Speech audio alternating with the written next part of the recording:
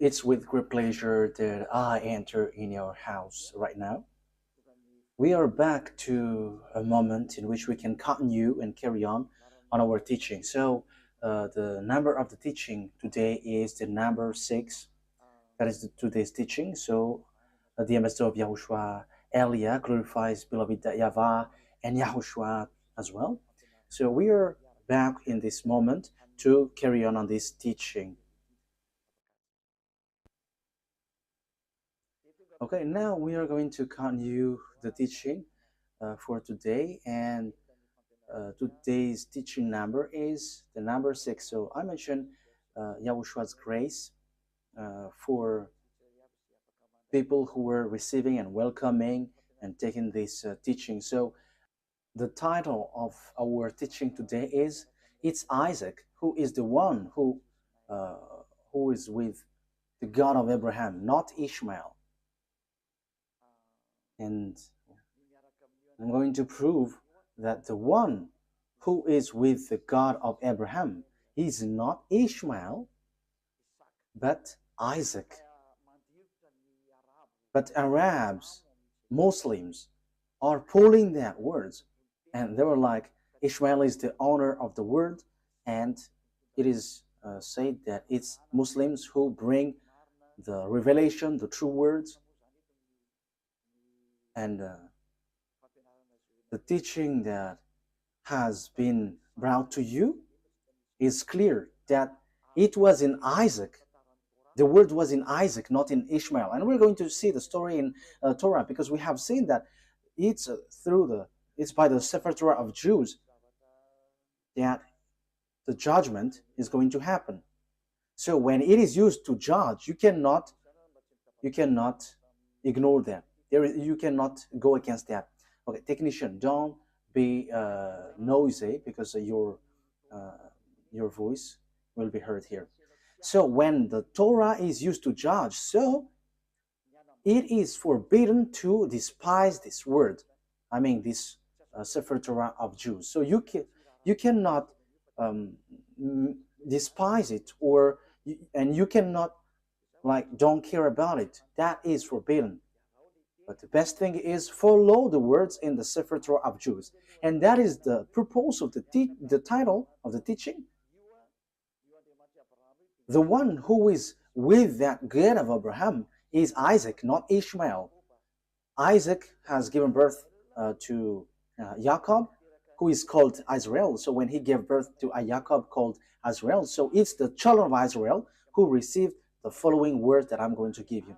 So there is a word that the children of Israel has received, and we're going to justify and prove it on the Quran of Muslims and the Sefer Torah of Jews. We're going to align them, and at the end I'm going to give you conclusion, as it is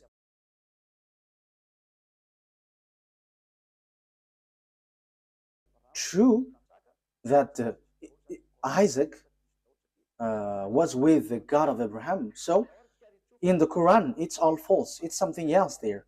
So let's carry on that explanation. So I am inviting you to listen and to follow the teaching as I'm going to explain it. So first of all, if we are going to look at the words, first of all, let's see in the Quran, because maybe Muslims who have the Quran, their Quran, say, we're not going to get involved into that because that is your story. We're not going to get into that topic, like the God of Abraham went to Isaac. But it's your book itself which says that the one who received the prophethood and the book of Torah, the one who received the prophethood is the descendants of Isaac through Jacob. So it has that. So we are going to read Al-Ankabut 27. So Al-Ankabut. So that is it. Al-Ankabut 27. So let's read that. Al-Ankabut verse 27.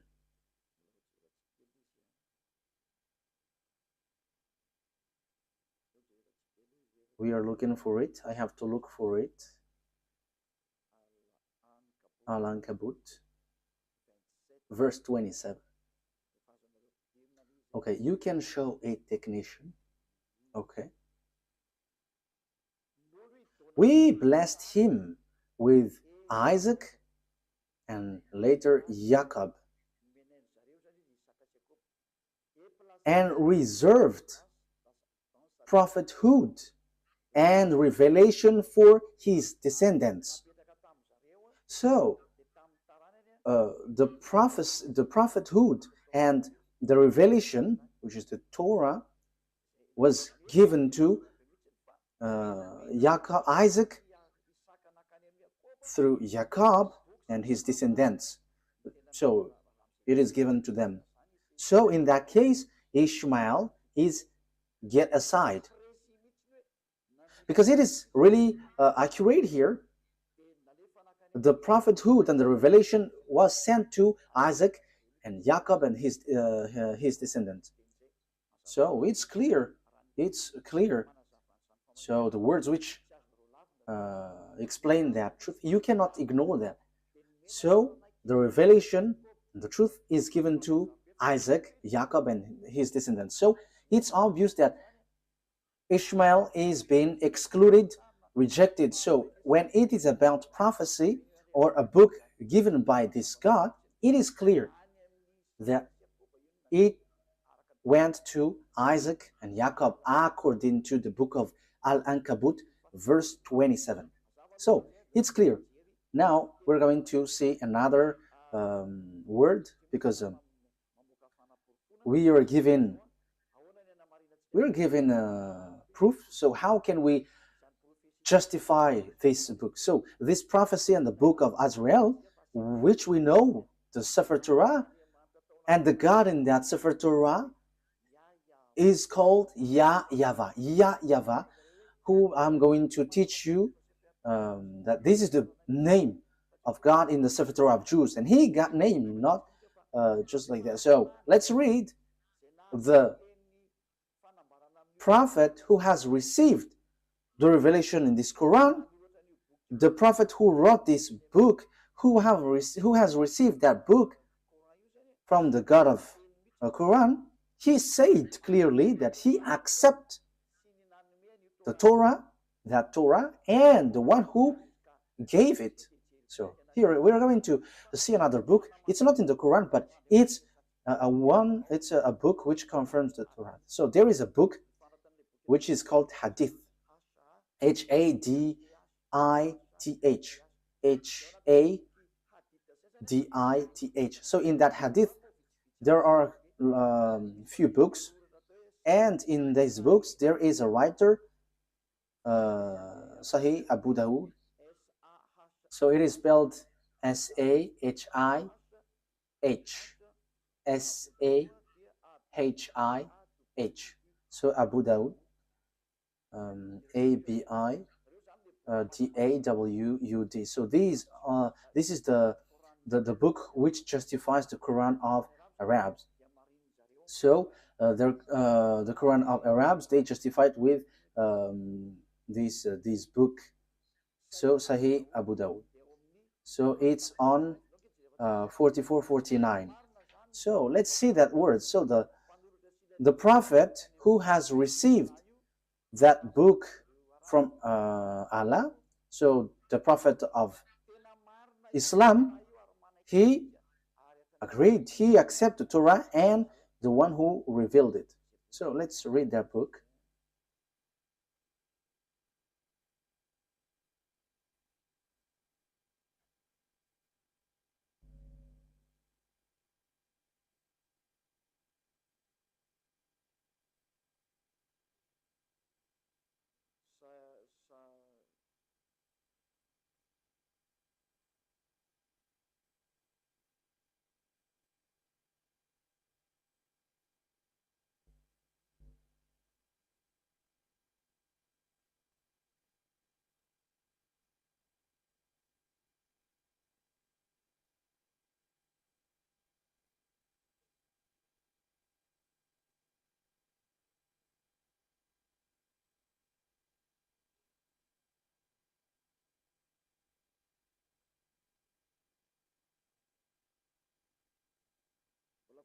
I am still looking for it. Wait for a moment.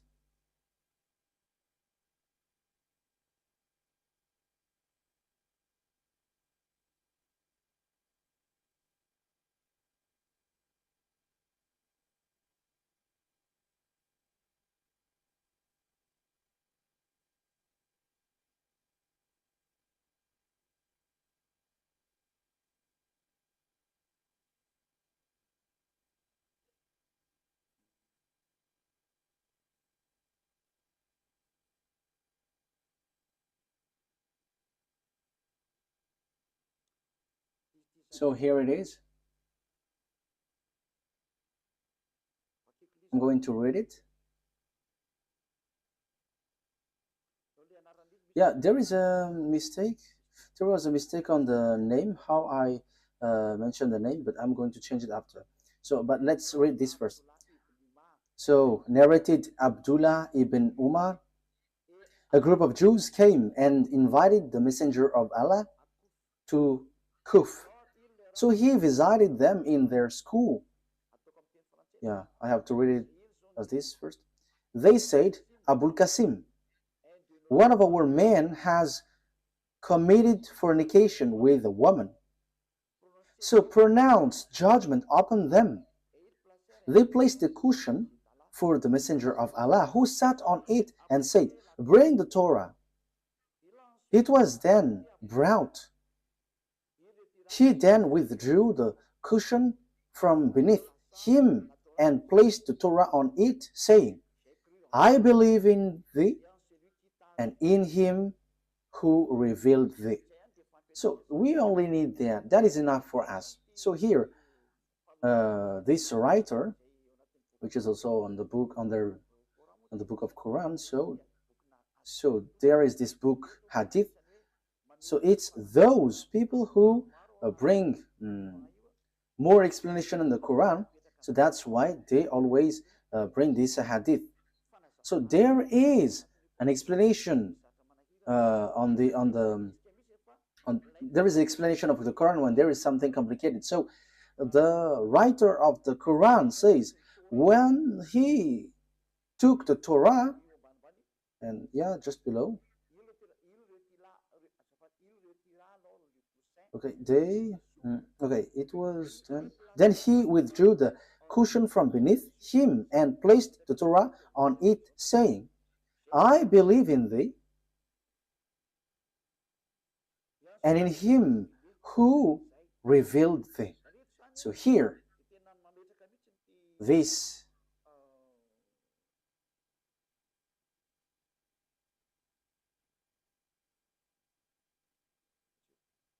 wait for a moment. So here it is said, this messenger of Allah, he said, I believe in you. I believe the one who revealed this Torah. So the God who is the owner of that Torah and the book of Torah is accepted by this messenger of Allah. Yeah, so a group of Jews came and invited the messenger of Allah. So this messenger of Allah, he said, I believe in this Torah and the one who gave this Torah. So here it's really clear that no one, you Muslims, cannot reject about this explanation. And even it's your prophet who gave that word. He believed in that Torah and he believed in the one who revealed this Torah. That means that you cannot reject. So I'm going to correct the name that I mentioned about this person. So here is his real name, Sunan Abi Dawud. Sunan, S-U-N-A-N. So here is it. S-U-N-A-N. Abi, A-B-I, Dawud. D-A-W-U-D. So Sunan Abi Dawud.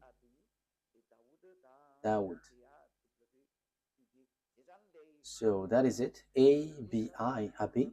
Dawud, D-A-W-U-D. So I have emphasized it all in your book so that you can follow the Torah. Just follow the Torah. Don't say we don't need that because that is an ancient book. But the truth is inside. Apart from it is a book for judgment, even your prophet here also say that this thing is needed. You cannot do something like that. So let's see another words about that exactly. So the God, the true God, is the God of the children of Israel, and the book of Quran accepts that. So let's take a look at the words Yunus. The God, the true God, is the God of the children of Israel. So it is really written in. Yeah, sorry for that shortcut. Okay, we're gonna get back to the reading. Yunus, verse 90. We brought the children of Israel across the sea. Then Pharaoh and his soldiers pursued them unjustly and oppressively. Yeah, the children of Israel were sent to cross the sea, and the Pharaoh and his army pursued with great anger and hatred. But as Pharaoh was drawing, so when they were covered by the water, he cried out, I believe that there is no God except that in whom the children of Israel believe. So there is no powerful God except the one who is worshipped by these children of Israel.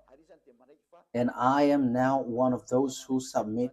So he said that he is also one of those who accept that God.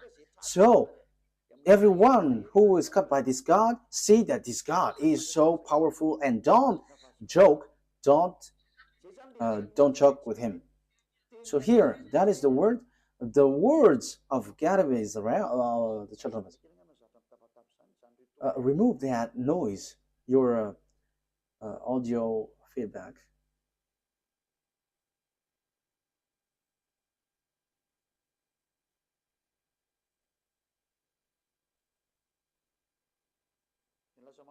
Because yeah, you made it too noisy and it's disturbed. So that is really clear. The book of Quran says and justify the presence, the existence, that the God of these Jews is he is the true one, and there is nothing that you can go against that. So we have seen a word. So I have given you 3 words. So that is to say that you cannot ignore the truth, the truthness of the Torah. It is used to judge, and it is proof that the judgment is in the Torah, and the messenger of Allah that you said has emphasized, and it is proof that that Torah is true. That is what I want to prove. You cannot, and don't go against the Torah. Don't ignore the Torah. And even the fake Christians who don't know anything follow the words of the God of Abraham in the Sefer Torah, because that is the wisest decision. So, but here I am emphasizing that for Muslims, don't reject the words, don't reject the Sefer Torah, because that is used to judge you, and true words, and even your prophet accept this book. And here, even on your Quran, it says that God of children of Israel is the true God, and no one except him. And who is the God of the children of Israel? We're going to see who is he. So here it is clear that you cannot reject the Sefer Torah of Jews, because everything is based on that, because that was in 2000 BCE, so everything based on this. But it's not your book Quran, which was in 600 CE, that we can find the truth. But we have to get to the well of the truth, where the words of the God of Abraham is, the one who talked to these children of Israel, who is his name and what he said. We're going to say to see that at the end. Let's carry on. So the thing is, so now we're going to see what is the words in the book of Torah, because the condition has been set up. So what are we going to see on the Torah? The thing that we are going to see in the Torah is here. The children of Israel is going to be slaves. So these people who become slaves are the one who will inherit Abraham. So will it be Isaac or Ishmael? So let's see the Torah, because the secret is in the Torah and the truth comes from it. So we must get in the Torah. And that's why Eliad, the ambassador of Yahushua, has given you these passages. At first, we must get back to the Torah because of these passages. So what has the God of Abraham said for his inheritance? So here he said, you have to know that your descendants will be slaves, and these are the children, the descendants who will inherit Abraham. So Genesis chapter 15 verse 13. So read it, you who were taking the teaching from home. Genesis chapter 15 verse 13. Okay, Genesis 15 13. Then YAHVAH said to Abraham, know for certain that for 400 years your descendants will be strangers in a country not their own, and that they will be enslaved and mistreated there. So the real descendants of Abraham will be enslaved for 400 years. So that is it. So let's see that the descendants of Abraham will be enslaved for 400 years, and these descendants will inherit the Canaan land. So we're gonna read a little bit below.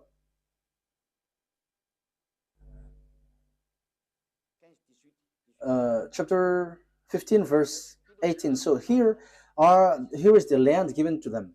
Genesis 15 verse 18 and 19. On that day YAHVAH made a covenant with Abraham and said, to your descendants I gave this land from the Wadi of Egypt and the great river the Euphrates, the land of Canaanites, Kenizzites, Cadmonites, Hittites, Perizzites, Rephites, Amorites, Canaanites, Girgashites, and Jebusites. So here it is said, I'm going to give these lands to your descendants, and know for certain that your descendants will be enslaved for 400 years. So they cannot escape from being enslaved for 400 years. So who is the descendants being enslaved for 400 years? We can see that the Torah and the Quran has confirmed that. And they're going to point out that it's the children of Israel. So the children of Israel, emphasized by the Torah and the Quran, that it's the children of Israel who is going to inherit.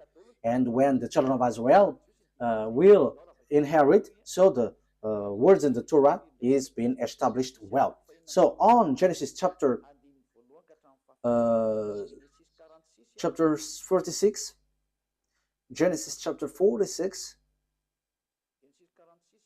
verse 1 to 7. So Israel set out with all that was his, and when he reached Beersheba, he offered sacrifices to the God of his father Isaac. So here are the children of Israel who is going to accomplish the words. They are going to go to Egypt and be enslaved. He offered sacrifices to the God of his father Isaac. And God spoke to Israel in a vision at night and said, Jacob, Jacob. He replied, here I am. I am God, the God of your father. He said, do not be afraid to go down to Egypt, for I will make you into a great nation there. I will go down to Egypt with you, and I will surely bring you back again. And Joseph's own hand will close your eyes. Then Jacob left the Beersheba, and Israel's sons took their father Jacob and their children and their wives in the carts that Pharaoh had sent to transport him. So Jacob and all his offspring went to Egypt, taking with them their livestock and the possessions they had acquired in Canaan. Jacob brought with him to Egypt, his sons and grandsons, and his daughter and granddaughters, all his offspring. So Jacob brought all of his sons and offspring to Egypt. So they went to Egypt. So what happens when they reach to Egypt? So the words of God replied, they become enslaved when they reach there. So let's read the words of God according to that. So they were being enslaved and suffered there when they dwell in Egypt. Exodus chapter Exodus chapter 2 verse 23 to 24. Exodus chapter 2, because we cannot reject the Torah anymore, the Sefer Torah anymore. So we're going to see how is the story. And you can see that the children of Israel has received this word, and the prophethood has reached them, and only listen to Israelite prophet. You cannot listen to Arab prophet or Chinese or American, but only Israelite prophet. We're going to see that words after.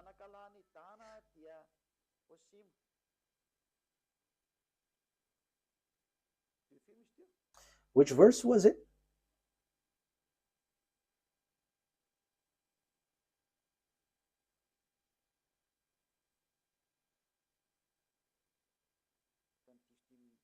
I think I have read the wrong one.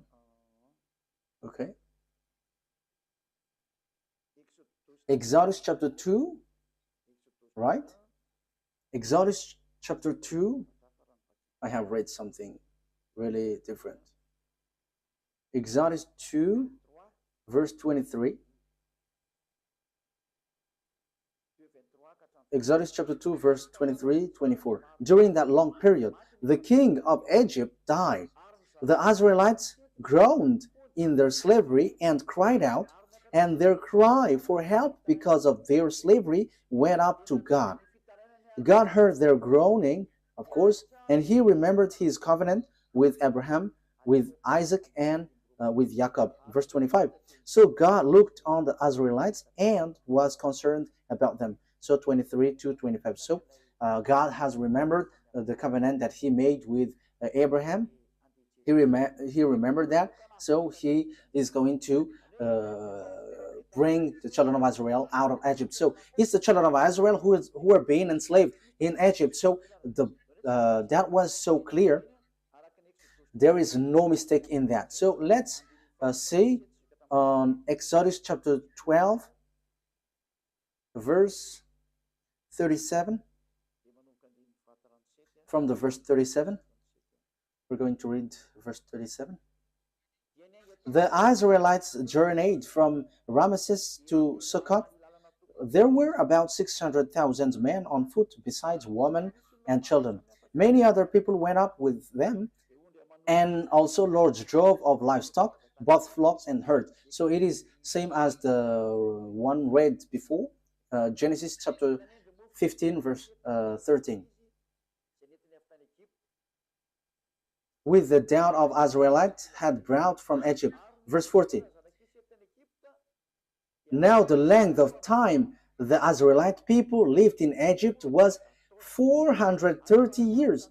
At the end of the 430 years, to the very day, all YAHVAH's division left Egypt. So that is what the words of God say to its Israelites who were being enslaved in Egypt. So that was approximative length of time, but it has they were being enslaved 430 years. So the descendants of Ishmael were not enslaved, no one of them. However, God said the descendants who will go to get this Canaan land is the children who will be enslaved. So if Abraham give birth to Isaac and Ishmael, so the children of the descendants of Jacob were enslaved, and they were brought they were brought from Egypt to the Canaan land, and the children of Israel will get this promised land. So the one who got this promised land is the descendants who were being enslaved 400 years in Egypt. So there is nothing to do with the descendants of Ishmael but Isaac. So let's carry on. So what happens next? The children of Israel reached the Canaan land. I'm going to prove that this is a story which tied one another, and there is no mistake in the Torah. How can their story be mistaken? But that is just something that they used to mess up, that there is mistake in there, but that is a story of Jews and the God who brought them. And it's not you Arabs or Muslims who's going to give condition to someone else's book. However, you say that the Sefer Torah of Jews is true and it is used to judge. If it's something wrong or mistaken, how can it be used to judge? So you say it's not logical, so you have to think ahead. So the word is the children of Israel reached Israel. So according to Joshua 11, 23. We can read it. We can show it on the screen.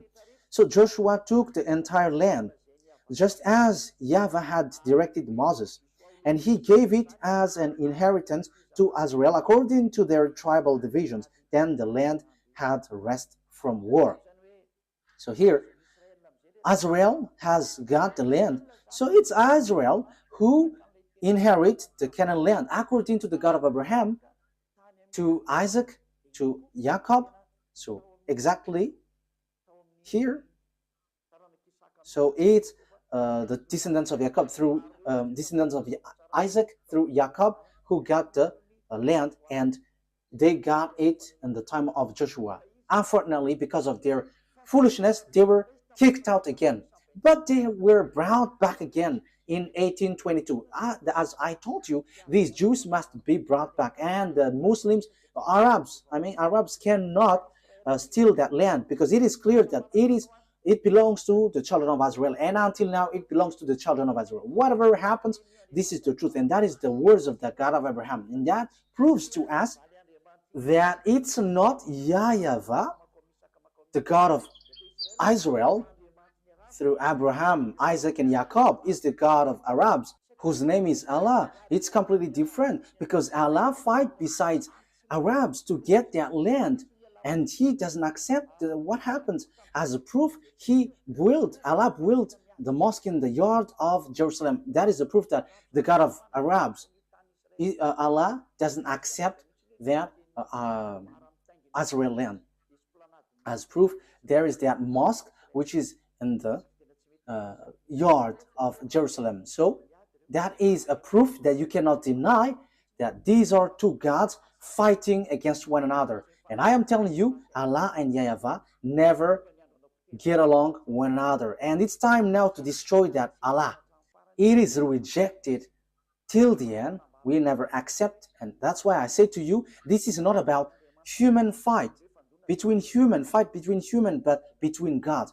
Let these gods fight, and we're going to see who is the owner of the authority. But listen to the teaching, listen to the explanation. We have seen that Muslims cannot reject that, because there is a mosque in the yard, in the temple of Jerusalem. The temple of Jerusalem was destroyed, and there is a mosque beside it. And that is still a problem until now, because if the mosque of Omar will be erased, Arabs are not going to accept that. However, we have seen clearly just earlier that this land belongs to the children of Israel. Okay, let's see the Quran after, but there is a contradiction of word. It contradicts the word. Let's see another book. So when these Jews came back to their land, so the words which was given, which was your descendants will inherit the Canaan land. Okay, let's read that word. So the descendants of Abraham through Isaac will inherit the land, the Canaan land. Genesis chapter 12, verse 6 and 7. So it's the Abraham's descendants through Isaac who will inherit all the prophecy, all the project of God, all the promises. So it's through Isaac. Genesis chapter 12, verse 6 and 7. Abraham traveled through the land as far as the sites of the great tree of Moreh at Shechem. At the time of Canaanites were in the land. YAHVAH appeared to Abraham and said, to your offspring I will give this land. So he built an altar there to YAHVAH, who had appeared to him. So this is for your descendants. Who is the descendant? So we are still debating who is still fighting who is the descendant.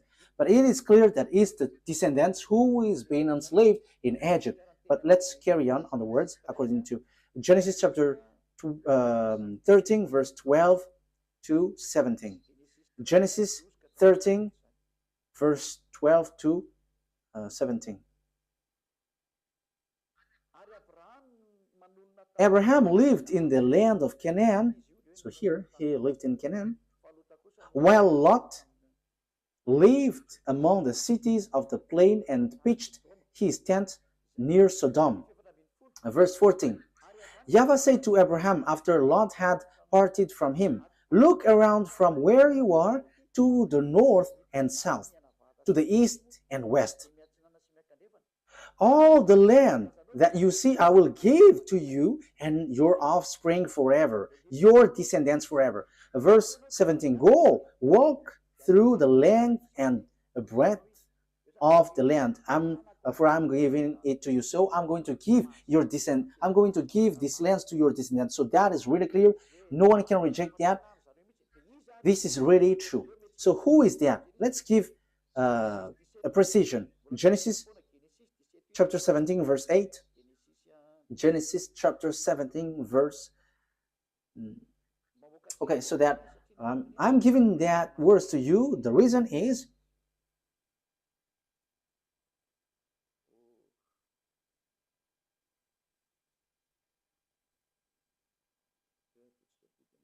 okay, let's do this so that it is quicker. Genesis 17, 8. Wait. We're going to read verse 7, and after we go down to the verse 8. Verse 7 to 8.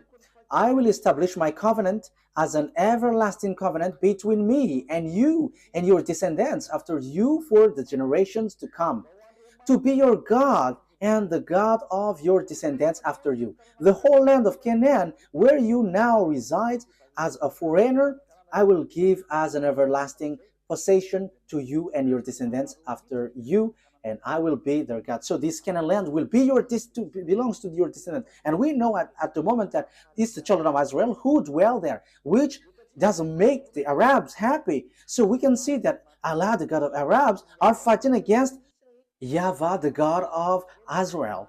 But he is angry towards Israel, and he kicked them out. And that is why also there is that fight there. And the ambassador of YAHOSHUAH, Ziadia Elia, is now explaining the root, because that is a problem until now. Because we can see that, beloved, that YAHVAH, the God of Abraham in Israel, and Allah, he fight against Allah, the God of Arabs. They are fighting one another, and they don't joke to one another until now. They are fighting and striking one another. That is so sad. But let's follow the words of God as long as you want to go through, as long as you want to go along the truth. Let's see another word. So let's read on Exodus chapter 6, verse 2 to 6. So I'm giving these to you for the truth, and it is proved that there is this plan of God. Exodus chapter 6, verse 2 to throughout 6. Let me read it in case there is a mistake, so that you Exodus chapter 6, verse 2 to 6. God also said to Moses, I am YAHVAH. I appeared to Abraham, to Isaac, and to Jacob as God Almighty, but by my name YAHVAH I did not make myself fully known to them. I also established my covenant with them to give them the land of Canaan, where they reside as foreigners.